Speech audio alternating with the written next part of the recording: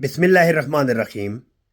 میں ہوں محمد مشتاق اور آج ہم بات کرنے جا رہے ہیں اپنے مائنڈ کو امپروو کرنے کی ٹیکنیک نمبر 3 پہ، اور وہ ہے rearrange a room in your home.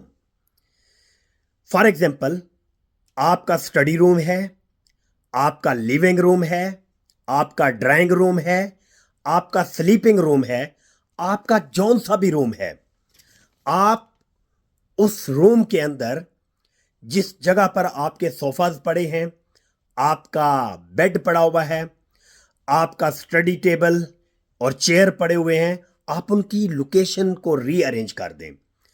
آپ اپنے سٹنگ ایریاز کو چینج کرتے رہیں۔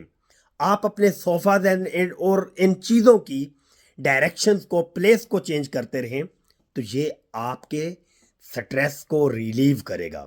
ماہر نفسیات جب سائیکوز کا علاج کرتے ہیں، ان لوگوں کا جو سائیکولوجیکلی ایشوز فیس کر رہے ہوں، تو انہیں اپنے گھر کے اندر چیزوں کی لوکیشن، پلیسمنٹ چینج کرنے کا بھی کہتے ہیں، کیونکہ اس سے انسان کا موڈ ٹھیک ہوتا ہے، انسان پوزیٹیو سوچنا شروع کر دیتا ہے، انسان کے موڈ کے اندر پوزیٹیوٹی بیلڈ اپ ہونا شروع ہو جاتی ہے۔ تو اپنے مائنڈ کو امپروو کرنے کی ٹیکنیک نمبر 4 پہ اب ہم بات کرتے ہیں، اور وہ ہے لسن پوڈ کاسٹ۔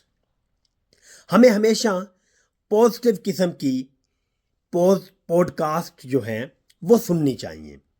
یہ ایک تو ہمارے نالج میں اضافہ کرتی ہیں۔ اگر پوڈ کاسٹ جو ہے وہ جتنی زیادہ انفارمیٹو ہوگی، وہ اتنی ہی زیادہ ہمیں ٹائم مینجمنٹ بیٹر کرنے میں مدد دے گی، ہمارا موڈ ٹھیک کرنے میں ہمیں مدد دے گی۔ اگر ہم سٹریس فیل کر رہے ہیں، اگر ہم کسی بھی وجہ سے بے چینی کا شکار ہیں، تو ہم مثبت پوڈ کاسٹ سن کر خوشی محسوس کر سکتے ہیں۔